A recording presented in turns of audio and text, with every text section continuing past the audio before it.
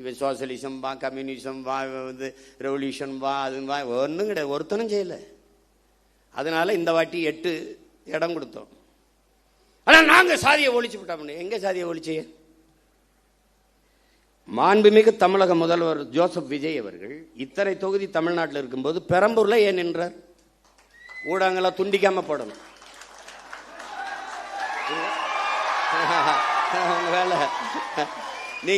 நீங்க வந்து நல்லது எதையும் கொண்டு வரதுலேயும் நீங்க சத்தியம் பண்ணிருக்கீங்க.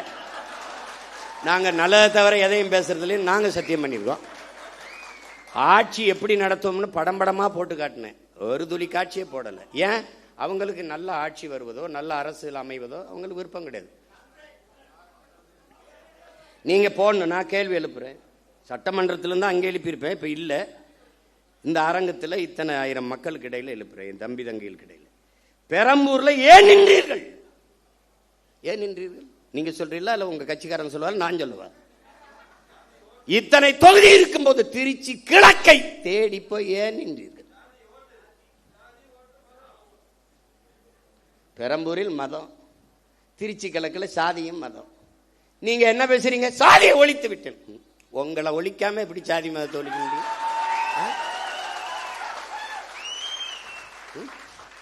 நடிக்கும் போது வராத ஜோசப்பு, அரசியல் வரும்போது ஜோசப்பு. இப்ப முதலமைச்சர் ஆயிட்ட பிறகு ஜோசப் விஜய், ஜோசப் விஜய். அந்த படங்களை திருப்பி ஜோசப் விஜய். ஏன் அந்த முதல் படத்தில் அறிமுகம் முகமது ஜோசப் விஜய்னு போடல? எப்படி எப்படி?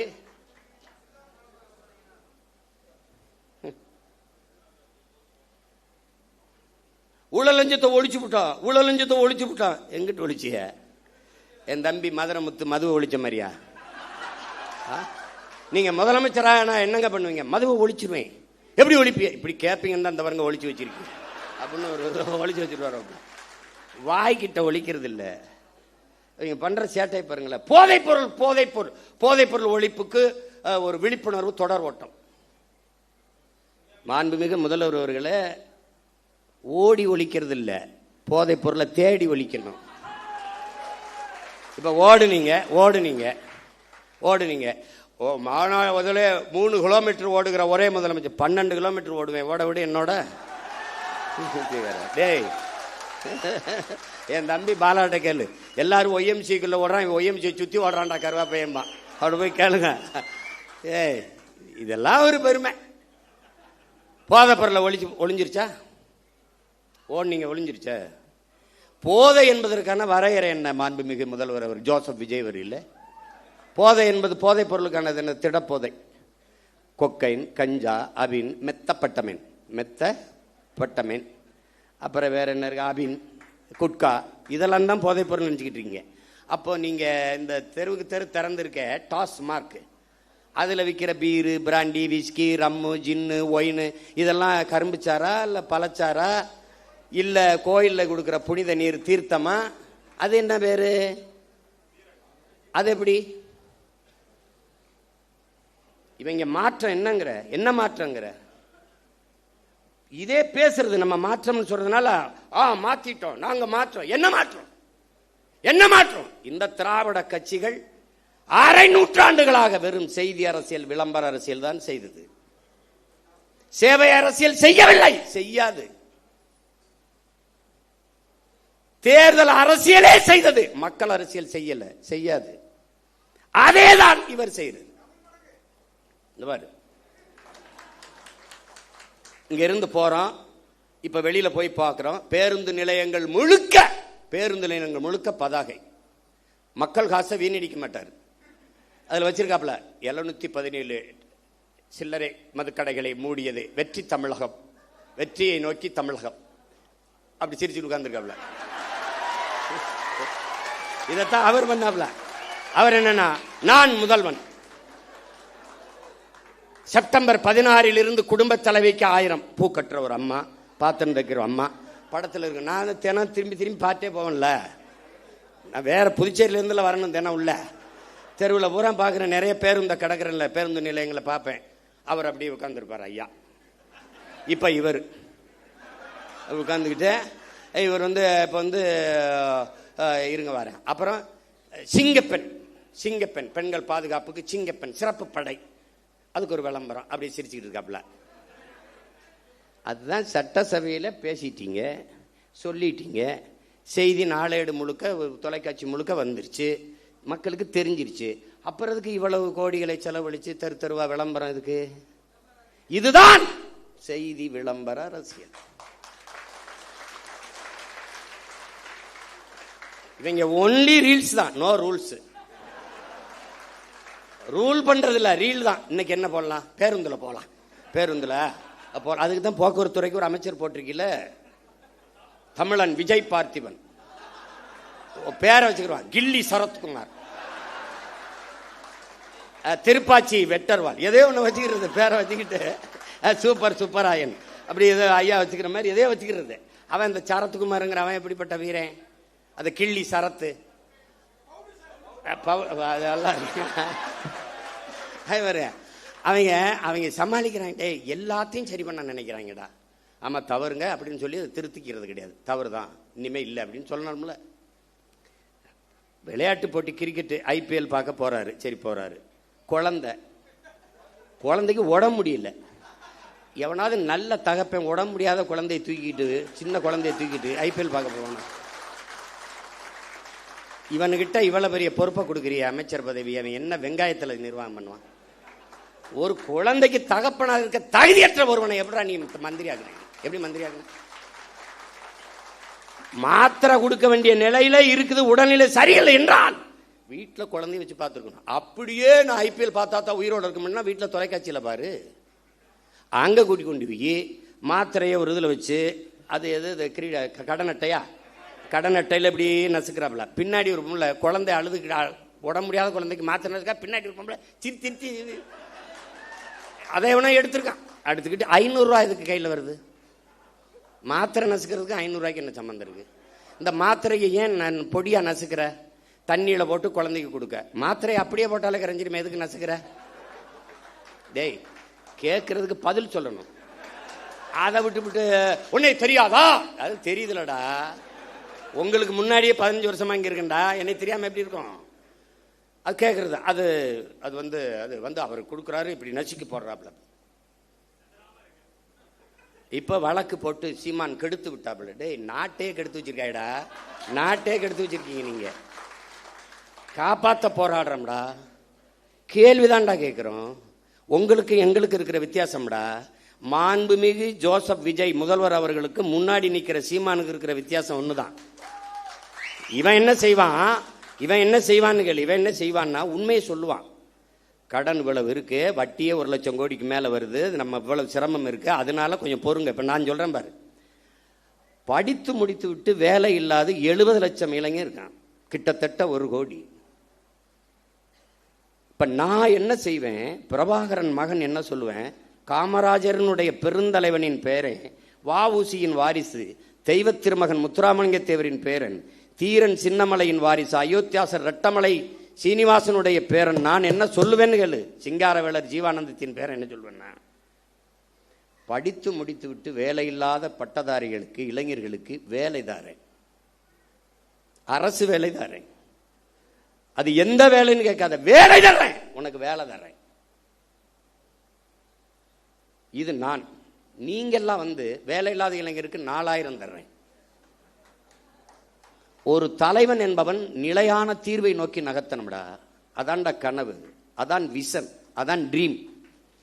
ஒரு தொலைநோக்கு இருக்கணும். நான் வேலை தர்றேன். எப்படி எப்படி தெரியும்? டாக்டர் இவ்வளவுதான்டா இருக்கு. அடே, ஐஏஎஸ் மொத்தம் 7500, இந்தியா முழுமைக்கு எவ்வளவு?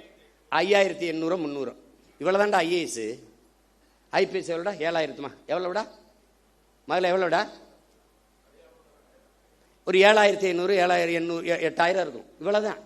நான் எல்லா ஐபிஎஸ் சோறு அது எங்க ஆத்தா அப்பதான் ஊத்தணும். இப்ப நான் என்ன சொல்றேன், இந்த பணிகள் அப்படியே இருக்கட்டும். இதோடு ஆடு மாடு வளர்த்தல், நாட்டுக்கோழி வளர்த்தல், பட்டுப்பூச்சி வளர்த்தல், வேளாண்மை செய்தல், இதையெல்லாம் அரசு பணியாக மாற்றிவிட்டால் கூடுதலாக வேலை வாய்ப்பு வாழ்விடத்தில் கிடைக்கும். இப்ப உதாரணமா ஒரு சிக்கல் பாரு. இந்த கறிக்கோழிக்காரன் போராட்டம் நடத்துறதுக்கு தயாரா இருந்தான். ஏன்னா வெளியிலிருந்து வர்றவன் கூடுதலாக இறைய கொடுத்து எடையை கூட்டி தள்ளிடுறான். இங்கே அது வரும்போதே எல்லாம் போய் இங்கே நிற்கும்போது அங்கே ஏற்றுறதுல இருக்க இடம் இங்கே இறக்கும்போது இருக்குல்ல, நான் போராட்டம்னு. நான் என்ன கேட்குறேன், நீ என்ன மயத்துக்கு அங்கேருந்து ஏற்றுற, நீ இங்கே வளர்க்க வேண்டியதானே? அப்போ திங்கிறதுக்கு லக் பீஸ். அப்போ என்ன சொல்லணும்னா, இந்த பலகையை தேய்க்கிறதுக்கு எங்கள் ஒரு உப்பு காய்தான் வச்சுருப்பான்.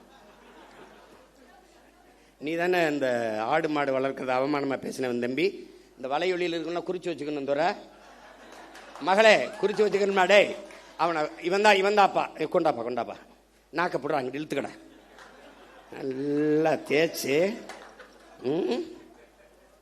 இருட்டு ரூமுக்குள்ள போட்டு ஒரு வாரம் அண்ணன் தண்ணி சோறு இல்லாமல் போட்டு உன்னை கொள்ளல பார்த்துரு. நீ ஆடு மாடு போய் சொல்லுவான். டேய் உனக்கு மேய்க்க வைக்க இருந்தால் வெளில போடா நாய்.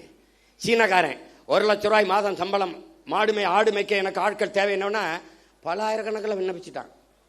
நான் கேட்டேன், சீனாக்காரன் சொன்னா ரசிக்கிற, சீமான் சொன்னா சிரிக்கிறிய, ஏண்டா உனக்கு என்னடா பிரச்சனை? ஆள் தான் பிரச்சனை. இப்போ என் தம்பி துறை சொல்கிறான்ல, நானே இப்போ யுவான் ஸ்வாங் மாதிரி கபான் சிங் ஃபிங்னு ஒரு பேரை வச்சுக்கிட்டு ஏதோ பேசியிருந்தேன்னு வச்சுக்கேன், என்னம்மா பேசுகிறான் யாவன். ஒரு கோட் போட்டுக்கணும் இல்லை வம்படியா நான் நீ, ஏன்னா அவர் கலட்டிட்டாரு, இப்போ நான் போடணும்னு இருக்கேன். ஏன் நீங்கள் தான் போடுவீங்களா, நாங்கள் போட மாட்டோமா? நம்ம என்ன அப்படி போட்டுருவோம். இங்கே ஒரு டை ஒன்று கட்டிட்டு ஆமாம், அவர் இங்கே வச்சா பொட்டு, நான் இங்கே வைக்க போகிறேன். இங்கே வச்சு ஐயோ, நாங்கள் வாங்கி வந்த வாரம் தப்பாக இருக்கு, ஒன்றும் பண்ண முடியாது. அவன் அப்படி. இப்போ தொலைநோக்குங்கிறது என்னன்னு இருக்குல்ல, எப்படி 6 சிலிண்டர் அன்னபூர்ணி சூப்பர் 6 எப்போ வரும்?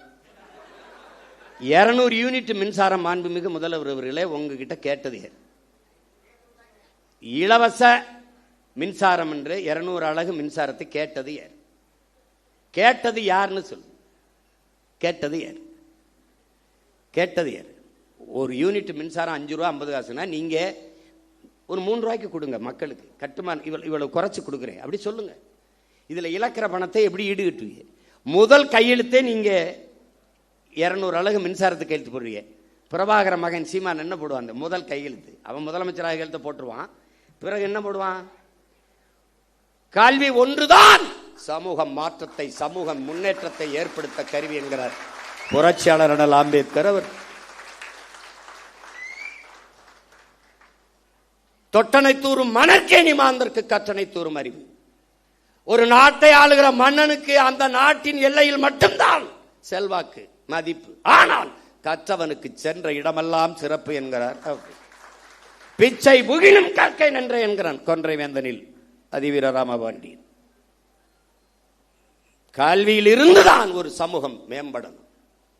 அப்ப அறிவு மானிட உரிமை, கல்வி மானுட உரிமை. என்ன பேசுவேன்? கல்வி மானுட உரிமை, கொடுக்க வேண்டியது அரசின் கடமை. அதை கொடுக்காமல் இருப்பது மாபெரும் கொடுமை. இதை தகர்க்கிறது. அனைவருக்கும் சரியான சமமான கல்வி தமிழ்நாடு அரசு, தமிழ்நாட்டு அரசு கொடுக்குது. தமிழ் தேசிய அரசியல் கொடுக்குது. பிரபாகரன் மகன் சீமானின் அரசு கொடுக்குது. ஏழை பணக்காரன், உயர்ந்தவன் தாழ்ந்தவன் என்று பாகுபாடின்றி எல்லோருக்கும் சரியான சமமான கல்வி, கட்டணம் இல்லாத கல்வி. அந்த இலவசம்ங்கிற வார்த்தையே ஒழிக்கணும். கட்டணம் இல்லாது கொடுக்கிறோம். தனியார் பள்ளி கல்லூரியில் என்ன தரம் இருக்கிறது என்று என் பெற்றோர்களும் என் பிள்ளைகளும் நினைக்கிறார்களோ அதை தாண்டிய கல்வி. கல்வியில் தலை சிறந்த நாடு பின்லாந்து. 10 ஆண்டுகளில் எழுதி வை. 10 ஆண்டு, only 10 years. 10 years, only 10 years back. திருப்பி ஒருத்தன் சொல்லுவான் பின்லாந்தில் இருந்து, உலகத்தின் தலை சிறந்த நாடு தமிழ்நாடு என்று. லீக்வான் யூ சொன்னா, Lee Kuan you only 10 years you make my hand in Singapore. என் கைகளில் கொடு. உலகம் 1000 ஆண்டுகள் கழிச்சு சிங்கப்பூரை புகழ்கிற உயரத்தில் நிறுத்திட்டான். லீக்வான் யூ சிங்கப்பூரில் முடிகிறது. பிரபாகரன் மகன் சீமானால் தமிழ்நாட்டில் முடியாதா? ஒரு இத்திரின் நாடா, இத்திரின் நாடு. இவ்வளவுதான் மக்கள் தொகை. ஒரு வளமும் இல்லை கடலை தவிர. எந்த வளம் இல்லை என் நிலத்துல. என்ன இல்ல? அறிவு வளமா, உடல் வளமா, இல்ல நில வளமா, மலை என்ன இல்ல? கொடுமடா. தஞ்சாவூர்ல இருந்து அரபு நாட்டுல ஒட்டகம் மேய்க்க போறானடா. கேவலம் உண்டாடா? தஞ்சாவூர்ல இருந்து பிற நாட்டுக்கு வேலைக்கு, சிங்கப்பூருக்கு வேலைக்கு ஏன்டா போகணும்? என் நாடா, சொர்க்கமிடாது. இவ்வளவு வளத்தை வச்சுக்கிட்டு போய் அரபு நாட்டுல பாலைவனத்துல போய் ஒட்டகம் மேய்ச்சிட்டு என் பிள்ளை நிக்கிறான்டா. இது மாதிரி ஒரு கொடுமை. அரபு நாட்டில் ஒட்டகம் மேய்க்கலாம், அன்னை நிலத்தில் ஆடு மாடு மேய்க்க கூடாதாடா? என்னடா கொடுமை இது? எங்களை ஆடு மாடு மேய்க்க சொல்ல, ஒன்னே மேய்க்க சொல்ல பரதேசி பிக்காளி பல, ஒன்னே நான் மேய்க்க சொல்லடா. போடா, எழுதி வச்சுக்கடா. ஒரு நாள் அவசர கூட்டம் எங்கே நடக்குதுங்க? இந்த கூட்டு பண்ணையில் நடந்துகிட்டு இருக்குங்க. அங்கே உட்காந்துருக்காரு முதலமைச்சர், எல்லா அமைச்சரும் உட்காந்து போயிட்டு இருக்காங்கன்னு. நீ அங்கே வருவ, 2000 ஏக்கரில் பண்ணை இருக்கும், அங்கே கூடார இருக்கும், உட்காந்துக்கிட்டு அங்கே நாங்கள் வளர்த்த நாட்டுக்கோழி வந்துக்கிட்டு இருக்கேன், அங்கே ஆட்டுக்கறி பிரியாணி போயிட்டு இருக்கோம், அப்படி சாப்பிட்டு இருப்பான். டேய், இதெல்லாம் நான் சாதிச்சு காட்டிட்டு சாகலைன்னா நான் பிரபாகர மகன்லடா.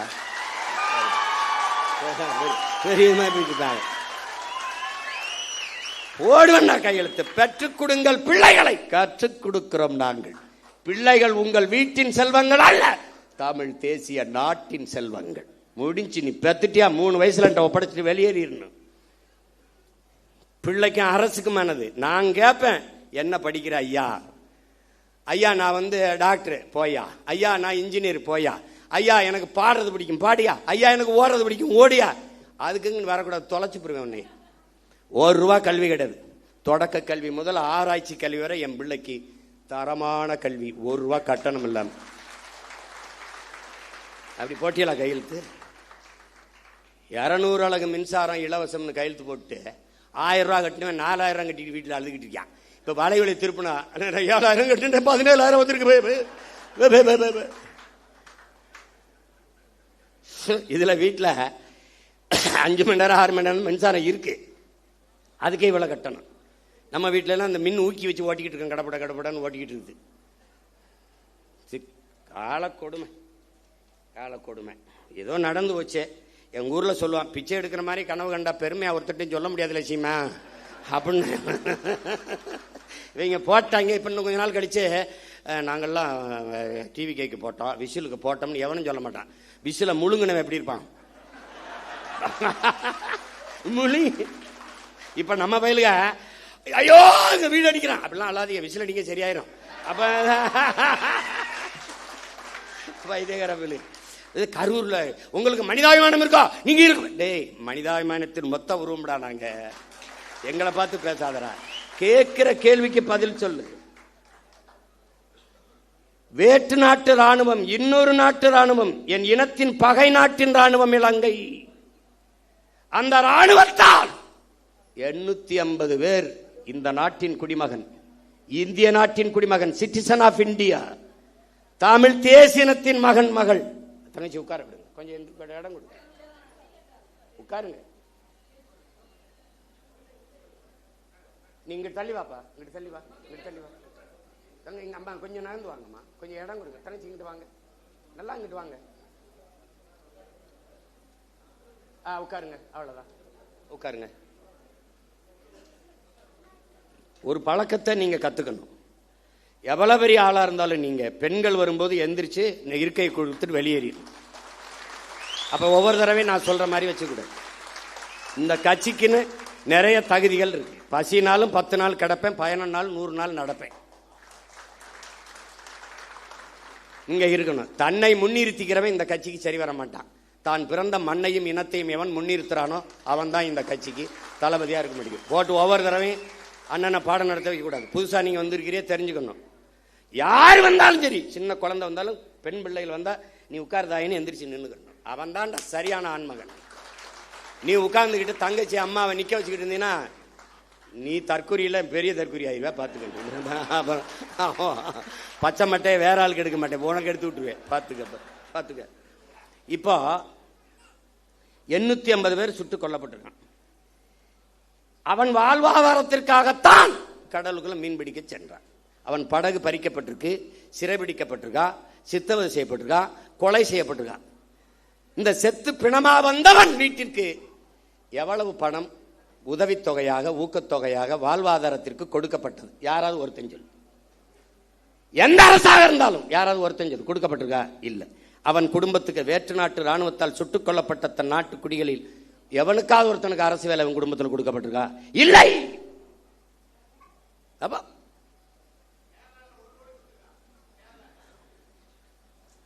இங்க பேசு, ஏதாவது கொடுக்கப்பட்டிருக்கா? இல்லை. பெரும் வெள்ளத்தில் இதே தலைநகரில் பல குடும்பங்கள் செத்து மிதந்திருக்கு, பல பேர் உயிரற்று உடல் மிதந்து போயிருக்கு. அந்த குடும்பங்கள்லாம் இவ்வளவு ஒரு பேரிழப்பை சந்திரிச்சுக்காங்கன்னு அரசு பண்ணி கொடுக்கப்பட்டிருக்கா? இல்லை. எப்படிப்பட்ட ஆட்சி நகர்வு, எவ்வளவு கேவலமான ஆட்சி நகர்! இந்த மண்ணை மக்களை பேரன்பு கொண்டு காதலிக்கிற எவனும் இந்த செயலை எதிர்ப்பான்டா. சீமான் அவன் தம்பி தங்கச்சியிலடா, எவனும் நாட்டை நேசிக்கிற எவனும் எதிர்ப்பான், எவனும் எதிர்ப்பான். கள்ளச்சாராயம் குடிச்சு செத்தவனுக்கு எதுக்குடா 10 லட்சம் கொடுத்தீங்க? எது கொடுத்திய? காய்ச்சுவது குற்றம், குடிப்பது குற்றம், அதை அரசு 10 லட்சம் கொடுத்து ஊக்கப்படுத்துது என்றால் இது எப்படிப்பட்ட செயல்? திமுக ஆட்சியில் நடந்தது கள்ளக்குறிச்சியில். இன்றைய முதல்வர் அன்றைக்கு அங்கே சென்று பார்த்தார். இவரால் இடிபட்டு செத்தார்கள். அன்றைய முதல்வர் அன்று செத்தார், இன்றைய முதல்வர் திசைக்கே போல திரும்பிச்சார். எப்படி நகர்த்துற நீ? என் நாட்டை எதை நோக்கி நகர்த்தி கொண்டு போற நீ?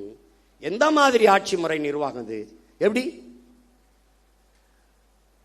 புல்வாமா மாவட்டத்திலே பயங்கரவாதிகளால் தாக்குதல், ராணுவ வீரர்களும் செத்தார்கள், மக்களும் செத்தார்கள். செத்த ராணுவ வீரன் குடும்பத்துக்கு அரசு பண்ணி கொடுக்கப்பட்டிருக்கா? செய்தி வாய்ச்சியா? செத்து போன மக்களில் அந்த குடும்பத்தில் அவனுக்கு அதை அரசு பண்ணி கொடுத்திருக்கா? பாத்தியா? பாத்திரிக்க? பகல்காமில் செத்தானே அவனுக்கு அதாவது அரசு பண்ணி இல்ல ஊக்கத்தொகை உதவித்தொகை கொடுக்கப்பட்டிருக்கா? நாட்டின் பாதுகாப்புக்கு சென்று ராணுவத்தில் சேர்ந்து பணியாற்றி செத்து உயிரற்ற உடலாக இந்த மண்ணுக்கு திரும்பி வந்தவன் வீட்டிற்கு எத்தனை லட்ச ரூபாய்களை இந்த அரசுகள் கொடுத்திருக்கு ஊக்கத்தொகை அல்லது வாழ்நாள் உதவித்தொகை? சொல்லு. அவன் குடும்பத்தில் ஒருவனுக்கு அரசு வேலை, ஏதாவது செய்தி சொல்லு, சொல்லு. அரசு விழா அல்லது சுதந்திர தின விழா அல்லது ஒரு பெரிய அரசு நிகழ்வு, ஒரு பட்டமளிப்பு விழாவிலே நெரிசல்ல சிக்கிட்டாங்க, அந்த குடும்பங்கள் இழந்துருச்சு தெரியாம. அப்படி ஒரு விபத்து இல்லையே இது. நீங்கள் அன்று ஒரு நடிகர், மாண்புமிகு ஜோசப் விஜய் அவர்களே, இன்றைய முதல்வர்களே, அன்று நீங்கள் ஒரு நடிகர். உங்களை பார்க்க வந்தார்கள், நடிகரை பார்க்க வந்த நெரிசல். நீங்க வரலைன்னா கூட்டம் இல்லை, கூட்டம் இல்லை, நெரிசல் இல்லை. நெரிசல் இல்லை என்றால் அங்கே மரணம் இல்லை. அது ஒரு விபத்து. விபத்திற்கு காரணம் நீங்கள். நீங்க உண்மையிலேயே நீங்க தாய் முகாம்பிகைக்கு போறது, அப்புறம் தேவாலயத்தில் முட்டிக்கால் போட்டு நடந்தது, இதெல்லாம் உண்மையிலேயே சத்தியம்னா மனச்சான்ற தொட்டு சொல்லுங்க. காரணம் நீங்களா? இல்லை. பழி போட்டார்கள், பழி போட்டார்கள். எத்தனை கருவி படம் எடுத்துக்கிட்டு இருந்தது? எத்தனை மேலே பறந்து கருவிகள், ட்ரோன், அந்த கருவி படம் எடுத்துக்கிட்டு இருந்தது. எல்லாரும் கீழே நின்னாங்க. மேல நின்று பேசின ஆள் யாரு? நீங்க. டாப்பாங்கில் வீவிலே மேல இருந்து கழுகு பார்வையில் மக்களை பார்த்து கொண்டிருந்த ஆள் யாரு? நீங்க. அப்ப எவன் அங்க ஒரு இடத்துல 10 பேர் புகுந்தா அந்த இடத்துல சலசலப்பு ஏற்படுமே, அப்ப நீங்க ஏன் நிறுத்தல பேச்ச? அங்க என்னன்னு பாருங்க, நீ ஏன் சொல்லல? ஏன் சொல்லல? பாதி பேசிட்டு முங்குது காதுக்குள்ள வந்து இன்றைய பொதுப்பணித்துறை அமைச்சர் மாண்புமிகு ஆதவ அர்ஜுனா அவர்கள் உங்கள் காதுக்குள்ள வந்து சொன்னாரு. என்ன சொன்னார்? ஒரு தடவை எங்களுக்கு சொல்லுங்க. 3 முறை இந்திய புலனாய்வுத்துறை உங்களை வர சொல்லி விசாரிச்சிருக்கு. விசாரிச்சிச்சுல்ல? அதுகிட்ட கேட்க முடியாது என்ன கேள்வி கேட்டா என்ன பதில் சொன்னாருன்னு. நீங்க சொல்லுங்க. என்ன கேள்வியை முன்வைத்தார்கள், நீங்கள் சொன்ன பதில் என்ன? எங்களுக்கு சொல்லுங்க, எங்களுக்கு சொல்லுங்க. பழி போட்டார்கள், ஆமாம் போட்டார்கள். இப்ப அதிகாரம் யார்கிட்ட இருக்கு? உங்ககிட்ட. காவல்துறை யார்கிட்ட இருக்கு? உங்ககிட்ட. சிபிசிடி சிறப்பு விசாரணை பிரிவு உங்ககிட்ட. உளவுத்துறை யார்கிட்ட? உங்ககிட்ட. போடுங்க ஒரு விசாரணை குழுவை, கண்டுபிடிங்க இதான் நடந்தது. சொல்லுங்க, சொல்லுங்க. அதை விட்ட நீங்க 20 லட்சம் ரூபா கொடுத்தீங்க, இன்னும் கூட 20 லட்சம் கொடுங்க, வேணாம்னு சொன்னா எங்களை அப்புறம் பேசுங்க. நீங்க தான் உச்சத்தை விட்டு 200 கோடி விட்டு, அப்ப அவ்வளவு காசு வச்சிருக்க நீங்க இன்னொரு 20 கோடி 10 கோடி எடுத்து எல்லாருக்கும் ஆளுக்கு 1 கோடியை கொடுங்க. நாங்க கேட்கல, கொடுங்க, கொடுங்க. கள்ளச்சந்தையில் டிக்கெட் வித்த காசுலாம் இருக்குல்ல, எடுத்து கொடுங்க. நாங்கள் வேணான்னு சொல்கிறோமா? வேலை கொடு. உங்களுடைய நிதித்துறை அமைச்சர் மரிய வில்சன் அவர்கள் பனிமலர் கல்லூரி வச்சிருக்கிற அதில் வேலை போட்டு கொடு. நாங்கள் வாழ்த்துறோம். துரை நீ வாழ்த்து பேசுகிறா. நாங்கள் ஒரு எல்லாரும் நம்ம பிள்ளைகளை மகளை எல்லாரும் வாழ்த்து பேசுங்க. நான் ஒரு பொதுக்கூட்டம் போட்டு வாழ்த்துறேன். கொடுக்க சொல்லு. பொதுப்பணித்துறை அமைச்சர் ஒன்று வச்சிருக்கிறாரு, அரைஸ்ன்ட்டு மைக்ரோ ஃபினான்ஸ், அதில் கொடு. வாய்ஸ் ஆஃப் காமனில் கொடு. நீங்கள் விஜய் வித்யாசரம்னு ஒரு பள்ளிக்கூடம் வச்சிருக்கீங்க, அதில் வீட்டுக்கு ஒரு வேலையை கொடு. நாங்கள் கேட்டால் சொல்லு. நாங்கள் உங்கள் ஃபோட்டோவுக்கு கும்பிட்டு கூட நாங்கள் நன்றி சொல்கிறோம். ஒன்று போடுங்க. அரசு என்றால் என்ன? முதல்ல அரசு என்றால் என்ன? எதுக்காக அவர்களுக்கு அரசு வேலை கொடுக்குறீங்க? முதலமைச்சர் ஆகிட்டே கொடுக்குறீங்க. முதலமைச்சர் ஆகலை, ஒரு வேலை முதலமைச்சர் ஆகலை, என்ன பண்ணியிருப்பீங்க? அரசு வேலை கொடுத்திருப்பீல்ல? நீங்கள் சாட்சிகளை கலைக்கிறீர்கள். குற்றத்தில் நேரடியாக சம்பந்தப்பட்ட பாதிக்கப்பட்டவர்களை நீங்கள் விலை கொடுத்து வாங்குகிறீர்கள். நாளைக்கு என்ன விசாரணை நடக்கும்? நான் ஆட்சிக்கு வந்துட்டேன், விசாரிக்கும் போது இவனுக்கு பூரா நீ காசை கொடுத்து வேலை கொடுத்து நான் என்ன பண்ணுவேன்? அவர் மாதிரி உண்டா சாமி, அவரோ அப்படி சாமி. ஒரு நேர்மையாளனா நீங்க நடந்துக்கணும். நேர்மையாளனா கூடு, வேலை கொடு. நீதிபதியே சொல்றாங்க பாருங்க, மாண்புமிக்க நீதி என்ன சொல்லுதுன்னா, அவர்களுக்கு ஒரு சுய தொழிலை கொடுங்க. ஒரு கடை வச்சு கொடுங்க, 10 ஆடு மாடை வாங்கி கொடுங்க, ஒரு தையல் கடையை வச்சு கொடுங்க. அவர்களுக்கு என்ன தொழில் வருமோ அதுக்கு நீங்க தனிப்பட்ட முறையில் உங்க கட்சி நிதியிலேயோ இதுலயோ நீங்க கொடுங்க. உங்களை சுற்றி தான் பெரிய செல்வந்தர்களாக இருக்காங்களா, அவங்கள கையை காட்டிவிடுங்க. விஷ்ணு ரெட்டி, இன்னும் பல ரெட்டி இருக்கான். யாருப்பா? சுஜித் ரெட்டியா, இதெல்லாம் சுஜய் ரெட்டி, அவங்கெல்லாம் தமிழ்நாட்டுக்கு சேவை செய்ய ரொம்ப வெங்கடாச்சலத்திட்ட வேண்டி வந்தவங்க. தெரியுமா தெரியாதா? பல காலம் தவம் இருந்து வேண்டி ஆந்திராவிலிருந்து தமிழ்நாட்டை எப்படியாவது நாங்கள் நல்லது பண்ணி தீர்வு.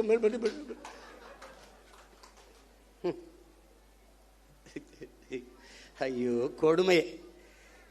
கடவுளின் குழந்தை என் தம்பிட்டாதான் சொன்ன பாருங்க. அவர் போகணும்னு நினைச்சாரு, மழை பெஞ்சிருச்சு. கடவுளின் குழந்தை அவர் திறந்து விட்டாங்க பாருங்க. ஏடா கடவுளின் குழந்தை இங்க இருக்கும்போது கர்நாடகால ஏண்டா மழை அங்க பெய்யுது, இங்க பேஞ்சு விட்டு போக வேண்டியதானடா. இங்க பேஞ்சா நாங்க பிடிச்சிக்கிறோம். என்னடா தம்பி, அது ஏன் கர்நாடகால இருந்து எனக்கு திறக்க விடணும்? கடவுளின் குழந்தை இங்க இருக்கும்போது வைத்தியக்காரங்களா, அது உடனே வழக்கை போட்டு நிறுத்தி விட்டார் அப்படின்னு. வழக்கை நான் போட்டு நீ வா அங்க உச்ச நீதிமன்றத்தில் போடு, நான் வரேன். கேட்கறதுக்கு பதில் தான் சொல்லணும். உடனே உங்களுக்கு மனச்சான்று இருக்கா? உனக்கு மனச்சான்று இருக்கா? உன்னால காவல் நிலைய மரணம், இவனோட தம்பி உன்னை குறைச்சி சொல்றான். 60 நாள் 5 மரணம் காவல் நிலையத்தில் கார்த்தி சொல்றான். 5 மரணம். அந்த மரணத்திற்கு உங்களால் அடிச்சு கொல்லப்பட்டவனுக்கு அது அரசு வேலை கொடுத்துருக்கீங்களா? என்ன நீ என்ன பண்ணிட்டு இருக்கீங்க? என்ன வேலை நடக்குது இதெல்லாம்? அரசு பணி என்பதற்கு மதிப்பு எவ்வளவு? இவ்வளவுதானா? இவ்வளவுதான். குடிச்சு செத்தா அரசு வேலை, நடிக்கிறவரை பார்க்க வந்து செத்தா அரசு வேலை, அப்ப படிச்சா தெருவில் நின்று கத்த வேண்டியதான் வேலை. இதானா? அப்ப தமிழ்நாடு தேர்வாணையத்தில் தேர்வு எழுதி தேர்ச்சி பெற்று வேலைக்காக பல லட்சம் பேர் காத்திருக்கானே, அவன் யாரு? ஆசிரியர் தேர்ச்சி பெற்று தேர்வில் தேர்ச்சி பெற்று பணி நியமனத்திற்காக காத்திருக்கானே, அவனுக்கு என்ன நிலைமை? பகுதி நேர ஆசிரியன் பணி நிரந்தரத்திற்காக காத்திருக்கானே, அவனுக்கு என்ன நிலைமை? 400 பேர் பொறியியல் படித்த பட்டதாரி வாயில் காவலர் வேலைக்கு விண்ணப்பிச்சு நிற்கிறானே, அவன் நிலைமை? எம்எஸ்சி எம்பிஏ படிச்சுட்டு டாஸ்மார்க்ல வெறும் 7,500 ரூபாய்க்கு சாராயம் ஊத்தி கொடுக்குறானே, அவன் நிலைமை? அப்ப அரசுக்கு மரியாதை என்ன? அரசுனா என்ன? அதுக்கு என்ன மரியாதை இருக்கு? அப்ப எந்த லெவலுக்கும் எனக்கு ஓட்டு போடு போடாது போ. ஒருத்தங்க கரூர் எப்படி நீ ஓட்டு கேட்டு வருவ? இப்படித்தான்டா வருவேன், இப்படிதான் வருவேன். இல்லை இதுக்கு முன்னாடி என்ன போட்டு பிடிங்கிட்டியா 2-3? வாடாடே போட. ஏன் போட்டோம்னு தெரியாது, எதுக்கு போட்டோம்னு தெரியாது. இந்த திராவிட கட்சிகளின் தீமை இப்படி விளைஞ்சு நிக்குது. அரசியலை கற்பிக்கல, அரசியல்னா என்னன்னு தெரியல, படிப்பிக்கல. எந்த மாநிலத்தில் சினிமா இல்லை, எந்த மாநிலத்தில் திரைப்படம் இல்லை? கேரளாவில் இல்லையா? மேற்கு வங்கத்தில் இல்லையா? இல்லை எங்க இல்லை? மகாராஷ்டிரா இல்லையா? இன்னும் சல்மான் கான் ஷாருக் கானை விட நடிகன், மம்முட்டி மோகன்லாலை விட நடிகன். அவன் நடிகனை பார்ப்பான், தலைவனா பார்ப்பான். பிரேம் நசீர் பெரிய நட்சத்திரம்டா, 500 படம் நடிச்சவர்ரா. ஆசியாலே 500 படம் நடிச்ச கலைஞன் அவன். காங்கிரஸ் கட்சியில் இருக்காரு, மேடையில் பேசிட்டு இருக்காரு. ஒருத்தன் எந்திரிச்சு கட்டப்படி குடிச்சிட்டு உட்கார சொல்ல பண்ண. ஒருத்தர் அவர் எவ்வளவு பெரிய நடிகர் தெரியுமா? அதான் சொல்றேன். அதனாலதான் சொல்றேன், அவரை உட்கார சொல்ல, அவரை பேச சொல்லுட்டான். இங்க என்ன வேலை புரியுதா அவனுக்கு? அவர் பெரிய நடி, அதனாலதான் சொல்றேன், அவரை இருக்க சொல்லி இவரை பேச சொல்லுட்டான். இவங்க எங்க ஆரம்பிச்சாங்க தெரியுமில்ல? பள்ளி கல்லூரிகளில் அரசியல் பேசக்கூடாதுன்னு தடையை போட்டவன் சினிமாவை பேசக்கூடாதுன்னு தடையை போடல. இறை வழிபாட்டை விமர்சித்த இவர்கள் திரை வழிபாட்டை போற்றிவிட்டார்கள். கடவுளை விமர்சித்த இவர்கள் கதாநாயக வழிபாட்டை போற்றிவிட்டார்கள். அதான் சிக்கல். இப்ப வந்தே மனோலாம் முதல் படத்துல நடிக்கும் போது நாடால வந்த மகராசா பாட்டு போடுறான். இப்ப அடுத்து ஒவ்வொருத்தனா கிளம்பி வருவான்ல. இப்பதான் நம்ம அருவா, ஐயனார் அருவா, கற்பனை சாமி அருவாலாம் நமக்கு தேவைப்படுது. அதுக்குள்ள ஏதாவது ஓட்ட போட்டு நாட்டை காப்பாற்ற பார்க்கணும், வேலையை பார்க்கணும். நம்ம ஒரு உயர்ந்த கனவை கொண்டு நிற்கிறோம். என் உடன் பிறந்தார்களே, இந்த கட்சி சும்மா மற்ற கட்சி மாதிரி கட்சியில் வருவான் போவான் நிற்பான், எதிர்பார்ப்பு ஒன்று இருக்கும், வருவான், அது நிறைவேறலைன்னா போவான். இங்க ஒன்ன கவனிச்சுக்க, நீ ஒன்று விழுந்தால் 9 எழுவும். இது உணர்ச்சி பாவலருடைய கருத்து. ஆனால் இன்று நிலைமை ஒன்று விழுந்தால் ஒரு 100ஆக 1000ஆக எழுவும். அதுதான் நாங்க வெட்டி வீழ்த்தப்பட்ட மரத்தின் வேரில் இருந்து மொத்தமாக தலைக்கும் தளிர் போல துளிர்த்து எழுவும். அதான் தமிழ் தேசிய அரசியல். தமிழ் தேசியம் என்றால் என் மொழி, என் கலை, என் இலக்கியம், என் பண்பாடு, என் வழிபாடு, என் தொன்று தொட்ட வேளாண்மை, என் காட்டு வளம், என் கனிம வளம், என் நீர் வளம், நிலவளம், மலை வளம், மணல் வளம், மண் வளம், எல்லாவற்றையும் காப்பது, எல்லாவற்றையும் காப்பது. பெண்களுக்கான சம உரிமை, சம வாய்ப்பு, தொழில் வளர்ச்சி, பொருளாதார மேம்பாடு, இது எல்லாத்திற்கும் ஒரு அரசியல் இருக்கு. தமிழ் தேசியம் என்பது ஒரு பெரும் அடையாளம், ஒரு தேசிய இனத்தின் பெரும் அரண். அது ஒரு கட்சி அதுக்கு வச்சிருக்க தமிழ் தேசியம் தமிழ் தேசியம் நினைச்சுக்கிட்டு கூடாது. இது ஒரு காப்பு அரண். இது ஒரு வேற்றுக்கிரக சொல் மாதிரி தமிழ் தேசியம் பேசுகிறார்கள். இது பாசிசம், இனவெறி, இனவெறி என்று சொல்வான். நாம பேசுறது இன உரிமை அரசியல். அதை எவன் எதிர்க்கிறானோ அவன் தான் இனவெறி அரசியல் பண்றான். நாம பேசுறது இன உரிமை, இன உரிமை அரசியல். இல்லைன்னா 151 இடத்துல மருத்துவ படிப்புல மேல் படிப்புக்கு இருக்கிற 151 இடத்தை பறி கொடுத்துட்டு இந்த அரசு நிக்குது. நமக்கு அறிக்கை கொடுத்தா அதுக்கு நம்மளை திட்டுது. அப்ப எப்படி? அது எங்க ஐயா பொதுச் செயலாளர் சொல்ற மாதிரி இந்த மேடை அரசியலுக்கு இதுக்கான மேடை அல்ல. அதுக்கு இன்னும் காலம் இருக்கு. நாங்க காத்திருக்கோம். ஏன்னா எங்க ஐயா எங்களுக்கு பாடிவிட்டு போயிருக்கான், மிகுதியான் மிக்கவை செய்தாரை தான் தம் தகுதியால் வென்று விடல்ங்கிறான். இந்த மாதிரி ஆளுகள்லாம் வருவான். எந்த மாதிரி? இப்ப வந்திருக்காங்களே இந்த மாதிரி ஆளுகள். எப்படி? இவன்லாம் யாரு? கோட்டு படத்துக்கு பிளாக்ல டிக்கெட் வித்தவன் ஜனநாயகன் வரும்போது அமைச்சரவையில் மந்திரியா இருக்கான். இது என்ன மாற்றம்? ரெவல்யூஷன்ல வருது. இதெல்லாம் ரெவல்யூஷன்ல வருது. இவங்க வரும்போதெல்லாம் அரசியல் புரட்சின்னு வருவான், பொலிட்டிக்கல் ரெவல்யூஷன் வருவான், அப்புறம் பொலிட்டிக்கல் பிசினஸ் ஆயிரும், பொலிட்டிக்கல் சர்வீஸ்னு வருவான், பொலிட்டிக்கல் பிசினஸ் ஆயிரும். இப்ப பூரா பொலிட்டிக்கல் பிசினஸ் தான். இவன் சொல்லிக்கிட்டு இருக்கான் ஊழல் இல்லை ஊழல் இல்லைன்னு எல்லாரும் பேசிட்டு இருக்கிறாங்க. ஊழல் இல்லை, லஞ்சம் இல்லை, அரசு அலுவலகங்களுக்கு போங்கள். அரசு அலுவலகங்களுக்கு ஒரு தலைவன் லஞ்சம் கேட்டால், மக்கள்கிட்ட லஞ்சம் கேட்டால் அந்த அதிகாரி உடனடியாக சஸ்பெண்ட் பண்ண மாட்டேன், ஸ்பாட் டிஸ்மிஸ் பண்ணுவேன்னு சொல்ல முடியல. பணி இட நீக்கம் அல்ல, நிரந்தர பணி நீக்கம் சொல்ல முடியல.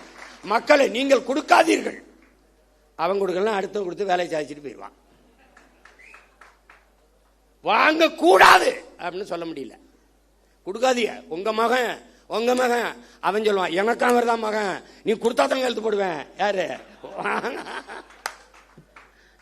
ஐயோ கொடுமையே, என்ன செய்யணும்னு தெரியல. பெக்டல்னு ஒரு நிறுவனம், அவன் பொலிவியால கொச்சப்பம்பான்னு ஒரு நதியில உங்களுக்கு தெரியும், அதை படிக்கணும். நீர் எழுத்துங்கிற புத்தகத்தை எல்லாம் என் பிள்ளைகள்லாம் படிக்கணும். ஐயா நக்கீரன் எழுதுனது முதல்ல எழுதியிருப்பார், முதல் பக்கத்திலே வருது. அது ரொம்ப உள்ள போக வேண்டியதில்லை. அவன் உலக வங்கியில 250 கோடி கடனை வாங்குறான் பொலிவியா. அந்த கடனுக்கு ஈடா வந்து அந்த கொச்சப்பம்பா நதி எந்த குடுன்னு ஒரு முதலாளியை கை காட்டுறான். அவன் தான் பெக்டல் நிறுவனம். அவன் பிரான்ஸ்காரன். அந்த நிறுவனத்துக்கு ஒப்பந்தம் கொடுத்தோன்னே நதியை வச்சுக்கிட்டு அவன் என்ன பண்ணுவான், சரின்னு கொடுத்துட்றாங்க. தண்ணி எடுக்காதன்றான், குடிக்க எடுக்காத, விவசாயத்துக்கு எடுக்காத, குளிக்க எடுக்காத, நான் தான் தண்ணி தருவேன்ட்டான். அப்புறமா போராட்டம் வெடிக்குது. ஐயோ பிரச்சனைன்னு அரசு கையெழுத்து போட்டு கொடுத்துருச்சா, ஒன்றும் செய்ய முடியல, முழிக்குது. அப்போ வங்கியில் பணி செஞ்ச ஒருத்தன் பதவியை விலகிட்டு வந்து பதவி தலைமை மக்களை திரட்டி போராட ஆரம்பிக்கிறான். பல பேரை சுட்டு கொண்டு தூத்துக்குடி துப்பாக்கி சூடு மாதிரி பெரிய கலவரமான பிறகு அடித்து விரட்டுறாங்க. அங்கிருந்து தப்பிச்சு ஓடி வர்றான். யாரு? இந்த பெக்டல். ஓடி வாரான் ஓடி வாரான் ஓடி வாரான் ஓடி வாரான் ஓடி வந்து கடைசியாக எங்கே இறங்கிறான்? தமிழ்நாட்டில் கோயம்புத்தூர் பஸ் ஸ்டாண்டில் இறங்கிறான். அங்கே என்ன பண்ணுறான்? அவன் பேர் என்னப்பா? சூயஸ். மார்வேடத்தில் இவர் போறாருல, அது மாதிரி அவன் ஒரு மார்வேடத்தில் சூயஸ்ன்னு வந்து இறங்கிடுறான். அதுக்கு 3150 கோடிக்கு ஒப்பந்தம் கொடுத்து, யாருக்கு? பிரான்ஸ்காரன் சூயஸ் நிறுவனம் தமிழ்நாட்டு மக்களுக்கு தண்ணி கொடுக்கறதுக்கு இந்த அரசுக்கு 3150 கோடி கொடுத்துட்டு, நான் உங்க மக்களுக்கு தண்ணி கொடுக்குறேன். எங்கிருந்து? பவானியிலிருந்து. ஏன் நதியிலிருந்து தண்ணி எடுத்து என் மக்களுக்கு கொடுக்க அவன் எனக்கு காசு கொடுத்துட்டு எப்படி? அதை நம்ம போராடி நிறுத்தி வச்சிருந்தோம். அப்பவே கேள்வி கேட்டு சண்டை போட்டேன் நான். அதை பெருமையா பேசுனது அம்மையார் ஜெயலலிதா, பெருமையா பேசுனது அன்னைக்கு இருக்கிற அமைச்சர் ஐயா எஸ்பி வேலுமணி அவர்கள். நாம கேள்வி கேட்டோம். அதை விட்டுட்டு தவிச்ச வாய்க்கு தன் சொந்த மக்களுக்கு தன் தண்ணி எடுத்து கொடுக்கறத தவிர உங்க அரசுக்கு என்ன வேலைன்னு, இதுக்கு எதுக்கு இந்த பிரான்ஸ் கம்பெனிக்காரன் சூயஸ்? பதில் இல்லை. இப்ப இவர் வந்து சேலம் மாவட்டத்துக்கு, சேலம் மாநகராட்சிக்கு தண்ணி கொடுக்க 1200 கோடி பேசி 350 கோடி முன்பணம் வாங்கிட்டு சூயஸுக்கு கையெழுத்து போட்டு கொடுத்துட்டாங்க. இப்ப சேலம் மாநகராட்சிக்கு வேலை என்ன? அதை விட உங்களுக்கு என்ன வேலை? ரீல்ஸ். சொந்த மக்களுக்கு தவிச்ச வாய்க்கு தண்ணி கொடுக்கறத தவிர உங்களுக்கு என்ன வேலை? இதுக்கு வெளிநாட்டுக்கு நிறுவனம் ஒருத்தன் வரணும்னா உன் வேலை என்ன? அதுபோக இங்க இன்னொரு கவனிக்கிறது, கடல் நீரை குடிநீராக்கி கொடுக்க போகிறோம். ஒரு மடக்கு குடிக்கிறாப்ல, அது ஒரு ரீல். 50,000 கோடி. இந்த சுத்திகரிப்பு முறை அமெரிக்காவோட இருக்குது. காப்பி ரைட்ஸ் அவனுடைய உரிமை, அவன் காப்பீட்டு உரிமை அவன்கிட்ட இருக்கு. பேட்டன் ரைட் அவன்கிட்ட இருக்கு. ரிவர்ஸ் ஓஸ்மாசிஸ் முறையில் அதை சுத்திகரிக்கணும். நீ குடிக்கிற ஒவ்வொரு மடக்கும் அவனுக்கு காசு கட்டுற. இதை குடிக்கிறாரு. இப்போ 50,000 கோடிக்கு இந்த கடல் நீரை சுத்திகரிச்சு எங்களுக்கு கொடுக்க போறீங்களா? ஏற்கனவே அப்போலோ அக்வஃபனா கின்லே அவன் வித்துக்கிட்டு இருக்கான். அவன் எங்களுக்கு தண்ணி கொடுக்க போறானா? இந்த சூயஸ் கொடுக்க போறானா? இது போக சல்ஜீவன் அவன் தண்ணி கொடுக்க போறானா? யாரா நீங்கெல்லாம்? யாரு நீங்கெல்லாம்? யாரு? ஜல்ஜீவன் யாரு? ஜெகஜீவன் ராம் கேள்விப்பட்டிருக்கோம். அந்த ஜல்ஜீவன் 2 ஆண்டுகளாக நிறுத்தி வைக்கப்பட்ட ஜல்ஜீவன் திட்டத்தை நாம் இப்போது நிறைவேற்றி இருக்கிறோம். அதான் கேட்கிறேன், ஜல்ஜீவன்னா யார்? எதுக்கு ஜல்ஜீவன்?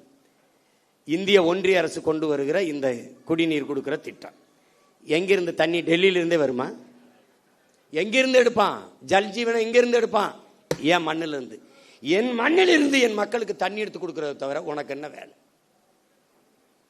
என்ன வேலை? இவன் குழாயை பதிச்சு தண்ணி கொடுப்பான், ஜல்ஜீவன். தமிழ்நாட்டு மக்களுக்கு தவிச்ச வாய்க்கு தாகத்துக்கு தண்ணி கொடுக்க வேண்டும் என்கிற தாகத்தோடு இருக்கிற இந்திய ஒன்றிய அரசு அதே தமிழ்நாட்டு மக்களுக்கு நதியில் இருக்கிற நியாயமான உரிய நதி நீரை பெற்றுத்தர முன்வராதது ஏன் என்ற கேள்வியை நீங்க எழுப்பல. காவிரியில தண்ணியை கொடுத்தாலே 13 மாவட்டம் கூட்டு குடிநீர் திட்டத்தில் நாங்கள் தண்ணி குடிச்சுக்கிட்டு இருக்கோம். எங்களுக்கு பாதி மாவட்டத்துக்கு தண்ணி. அங்கே அவனுக்கு பவானி இருக்கு, இங்கே தாமிரபரணி இருக்கு. காவிரி கூட்டு குடிநீர் திட்டத்தில் பாதி மாவட்டத்துக்கு முடிஞ்சிடும். நீ அதை பெற்று தர ஏன் இந்த இந்தியா ஆளுகிற காங்கிரஸோ பாரதிய ஜனதாவோ வரவில்லை என்ற கேள்வி ஏன் நீங்க எழுப்பல? இந்த ஜல்ஜீவன் திட்டம் இப்ப போடுவேன், குழாயை போடுவான். எவ்வளவு நாளைக்கு கொடுப்பான்? எவ்வளவு நாளைக்கு? 6 மாசம், ஓராண்டு. அது குடிக்கிற தரத்தில் இருக்குமா? அந்த திறன்ல இருக்குமா? அதுக்கு சான்றிதழ் யார் தருவா? குடிக்கணும். கொஞ்ச நாள் கழிச்சு காசு இல்லை. அப்ப என்ன பண்ணலாம்? தனியாருக்கு டெண்டர், ஒப்பந்தம். எப்படி? வியாபார விரிவாக்கத்திற்கு ஒவ்வொரு திட்டத்தையும் கொண்டு வந்து நீட்டுகிறார்கள், கையெழுத்து போற. ஐயாரியல்ல என்ன எதுக்கு நீ நாகர்கோவில் இது பண்ற? நாகர்கோவில் எதுக்கு அதை திறக்கிற? கன்னியாகுமரியில் போராடி தடுத்து வைத்ததை கையெழுத்து போட்டு திறக்க விடுறாங்க. இப்ப மறுபடியும் நான் போகணும். கேரள முதல்வர் கடிதம் எழுதுறார், எங்களுக்கு கட்டுமான பணிகள் பாதிக்கப்படுகிறது, தடையின்றி மணலை அனுப்ப உதவுங்கள் என்று. எவ்வளவு எப்படி? ஏன் மானங்கட்ட கூட்டமடா நம்ம. கேரளாவில் மழை இருக்குல்ல, அவருக்கு மணல் தேவை இருக்குல்ல, கற்கள் தேவை இருக்குல்ல, வெட்டிக்க வெட்டிக்க. அதுவும் ஆத்தா மாறுனா இது என் ஆத்தா மாறல, என் தாயின் முளை இல்லையா அது? இது எப்படி நீ ஏற்பற? இப்ப தெரியுதா எதுக்கு சீமானு நாம் தமிழர் கட்சியின் தேவைன்னு? அங்க ஒரு மகன் இந்த மண்ணை, அது மலை அல்ல, என் தாயின் மாறென்று நேசிக்கிற ஒரு மகன் குடித்த மாறை அறுக்கிற பச்சை துரோகிகளடா இவங்க. பால் ஊட்டின தாயின் மாறை அறுக்கிற பச்சை துரோகிகள். எதையும் நம்மால் உருவாக்கி விட முடியும். மரங்களை வெட்டலாம், நட்டலாம், நீரை உறிஞ்சி வித்தால் ஜெயிக்கலாம், உலகஞ்சம் ஒழிச்சலாம். அந்த மாதிரி வெற்று வார்த்தை இல்லை, உண்மையிலே ஒழிக்கலாம். சிறந்த ஆட்சி கொடுத்துடலாம், வேலை இல்லை கொடுத்துடலாம், பசி ஒழிச்சிடலாம், எல்லாவற்றையும் சரி செய்ய முடியும். ஆனால் என் உடன் பிறந்தவனே மலையை மணலை நம்மால் உருவாக்க முடியாது. இயற்கையின் அருங்கொடை. எல்லாத்தையும் ஆய்வு செய்கிற முதல்வர் இந்த பள்ளிக்கரணை ஏரிக்குள்ள இறங்கி நடக்கலாமே, அந்த குப்பைமேட்டில் ஏறி நின்று அப்படி எப்படி பார்க்கலாமே இல்ல? பட்டு வெட்டி பட்டு சட்டை கட்டி வெளி, அதுக்கு ஒவ்வொரு நாளுக்கு ஒரு உடை வச்சிருக்காப்ல. அந்த காஸ்டியூம் டிசைனரை தான் தேடிக்கிட்டு இருக்கேன் நான். எப்படி இருப்பாரு?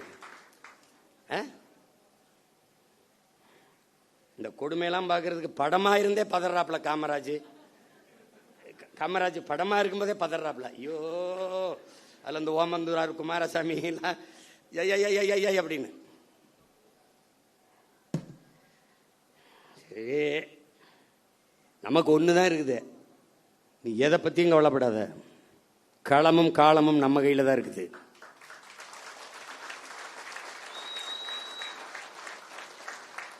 ஜோசப் விஜய் இல்ல, ஜோசப் ஸ்டாலின் சொல்றாப்ல. என்ன சொல்றாப்ல? ஸ்டாலின் அந்த ஸ்டாலின் நினைச்சுக்கிருவ, ஜோசப்னா அவரை நினைச்சுப்ப. ரஷ்ய அதிபர் ஜோசப் ஸ்டாலின் சொல்றாப்ல. எப்படி சொல்றாப்ல? வெல்ல முடியாத படை என்ற ஒன்றே உலக வரலாற்றில் இருந்ததில்லைங்கிறான். இதெல்லாம் அவ்வளவு பெரிய படை இல்லை, இதெல்லாம் ஒரு பம்பரம். சுத்தணும்னு வேகமா சுத்தும், எங்க ஆணி இருக்குன்னே தெரியாது. திடீர்னு கிருதிர்னு அங்கே போய் டொப்புன்னு விடும். அப்ப நம்ம என்ன பண்ணணும்? ஆக்கரோடு அப்படி நிக்கணும். அப்ப மண்டை சுத்தி அப்படி விழுகும் போது ஒற்றே போட்டு ரெண்டா பொழக்கணும். புரியுதா? புரியுதா? இருக்குப்ப இடைத்தேர்தலை எப்ப வைப்பாங்கன்னு நானும் வெறியோட தான் இருக்கேன். கொலவெறி கொலவெறி இருக்கு. ஆமா, எல்லாம் ஒரு தடவை ஜிம்முக்கு போறதுக்கே தினம் மாலை காலை இரு வேலை. அவன் அந்த பயிற்சியாளர் மாட்டுக்கறி கோழி வேணாம், இப்போ என்னதான் சாப்பிட தர? ஐயோ மாட்டுக்கறி மசூல் பில்ட் பண்ண தானே இது பண்ண போட்டு என்னையா பெரிய கொடுமையா இருக்கு. படாத பாடு பட்டுக்கிட்டு இருக்கேன், கொலவெறியா இருக்கு. ஒவ்வொரு தடவையும் பண்ணும்போது இவ்வளோ கஷ்டப்பட்டு எனக்கு கராத்தை பயிற்சி கொடுக்கும்போது இந்த நின்றுக்கிட்டு 100 பஞ்சடிமா அப்போ அடிச்சுக்கிட்டே இருக்கும்போது இப்படிலாம் கற்றுக்கிட்டு போய் ஒருத்தனை அடிக்கணுமான்னு ஒரு கோபம்லாம் தணிஞ்சிடும். இவ்வளோ கஷ்டப்பட்டு பயிற்சி எடுத்து இந்த வேணை போய் அடிக்கிறதா அப்படின்னு அது மாதிரி வெறியாகிக்கிட்டு இருக்கு. பார்த்து என்ன பண்றேன்னு எனக்கே தெரியாது. உங்களுக்கு புதிதாக இந்த படையில் இணைகிற நீங்கள் கட்சி தொண்டன் என்பதை மறந்துடணும். நீங்க ஒரு கட்சியில இணையல, நம்மெல்லாம் இணைந்து தமிழ் தேசினத்திற்கென்று ஒரு அரசியல் படையை உருவாக்குகிறோம். தலைவன் தொண்டன் என்பது இந்த கட்சியில கிடையாது. அண்ணன் தம்பி சித்தப்பன் பெரியப்பன் மாமச்சான் தான். இது தேசிய மக்கள், நமக்குள்ள ஒரே உறவு, தமிழ் தாயின் பிள்ளைகள் நாம். இதை தெளிவாக்கணும்.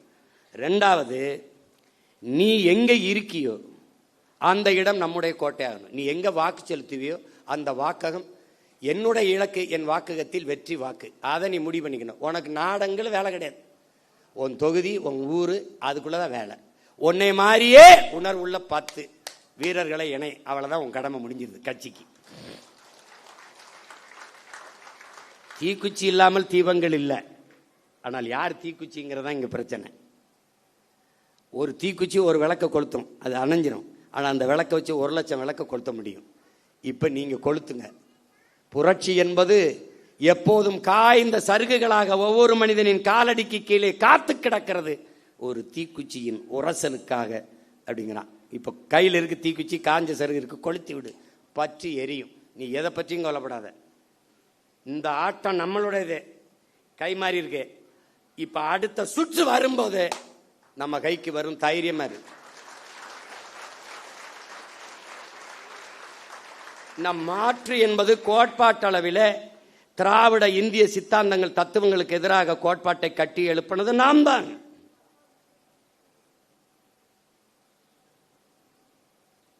அது விளைந்த அறுவடைக்கு வருகிற போது வேற ஒரு கையில பலன் போயிடுச்சு. அதை வாக்கு செலுத்திய மக்கள் நெருப்பு சுடும் நெருப்பு சுடும் என்று ஓராண்டு பாடம் நடத்தினாலும் புரியாது. தொட அனுமதிக்கணும். தொட்டா அதிலிருந்து என்ன நடக்கும்? அவர்கள் சொல்வார்கள் நெருப்பு சுடும் நெருப்பு சுடும் என்று. 60 நாளே ஐயோ அப்பா அதுக்குள்ள கண்ணை கட்டுதேங்கிறான். என் பங்காளி வடிவேல் சொன்னா ஐயோ அதுக்குள்ளே கண்ணை கட்டுதேன்னு. இன்னும் 4.5 ஆண்டுகள் இருக்கு. இதுக்கு ஒரே மருந்து தான் என் உடன் பிறந்தவனே, பொறுமை. பொறுமை என்பதும் ஒரு வித போர்தான் என்கிறான் மாசேத்து. பொறுமை என்கிற மரத்தின் வேர் எப்போதும் கசப்பாக இருக்கும், அதன் கனி தித்திப்பாக இருக்கும் என்கிறார் நம் உயிர் தலைவன் மேதகுவே பிரபாகரன் அவர்கள். நீங்கள் சத்தியத்தின் பக்கம் நில்லுங்கள். எனக்கு என் தலைவன் சொன்னதை நான் உங்களுக்கு சொல்றேன். நாம் தோற்கலாம், நாம் சாகலாம், சாதாரணமானவர்கள். ஆனால் சத்தியம் தோற்று போனதாக சரித்திரத்தில் செய்தி இல்லை. நாம் சத்தியத்தின் பக்கம் நிற்கிற சத்தியத்தின் மக்கள் உறுதியாக ஒரு நாள் வெல்லுவோம்.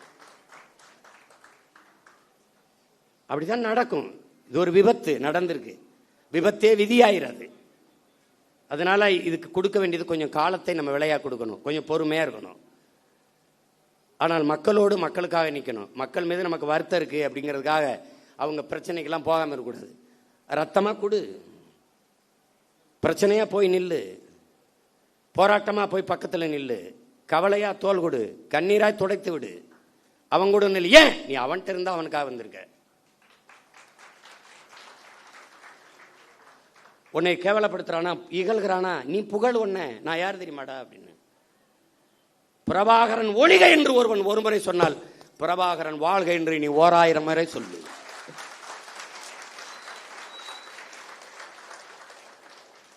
நீ சொல்லு.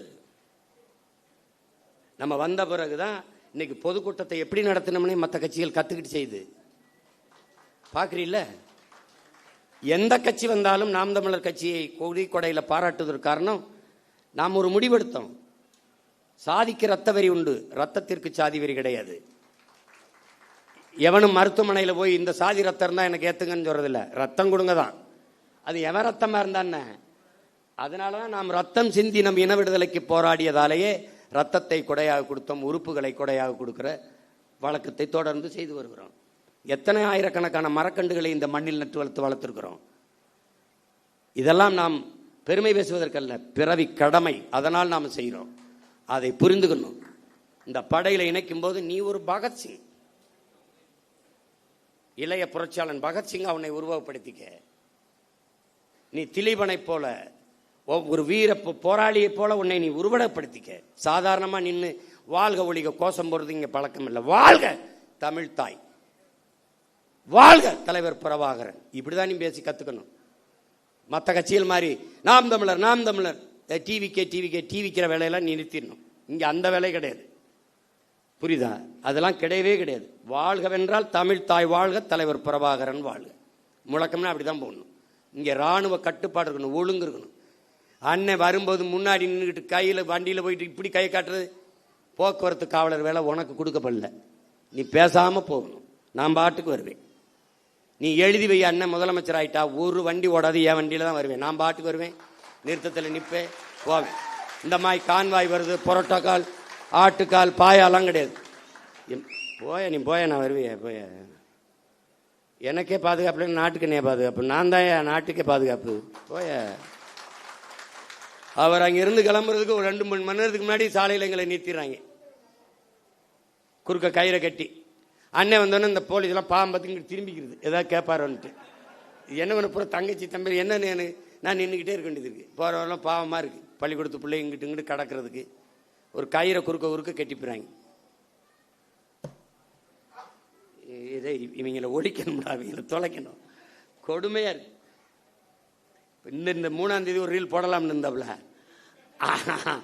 அதுக்குள்ள அவன் சிவகுமார் வந்தா கலவரம் வந்தா நான் பொறுப்பு இல்லைன்ட்டாப்புல. அதை மழை பெஞ்சிருச்சே திறந்து விட்டாப்புல, பொறுக்கல. இவங்க நாடகம் ஜெயிக்க முடியலன்னு பெஞ்சு விட்டாப்புல. அதனால இது முதல் சந்திப்பு தான். நம்ம இன்னும் நிறைய சந்திச்சு பேசுவோம். பல ஊர்களில் இருந்து உணர்வு எழுச்சியோடு வந்திருக்கிறீங்க.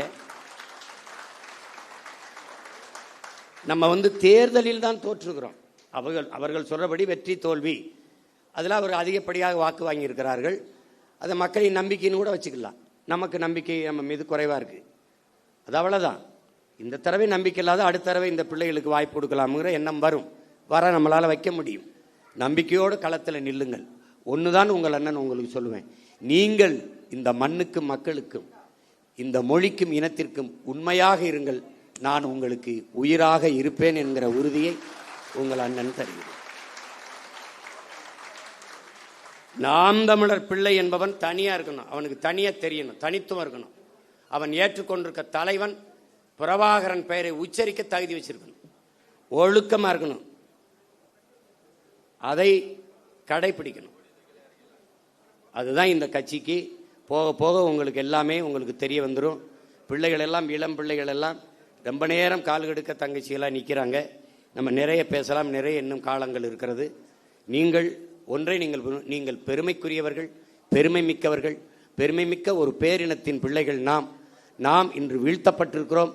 நாம் வென்றே தீர வேண்டும். இது வரலாற்றின் காலத்தின் தேவை, வரலாற்றின் பெருங்கடமை என்பதை உணர்ந்து இந்த அரசியல் புரட்சி படையில் உங்களை நீங்கள் இணைத்துக் கொண்டிருப்பதில் நான் பெரிதும் மகிழ்கிறேன்.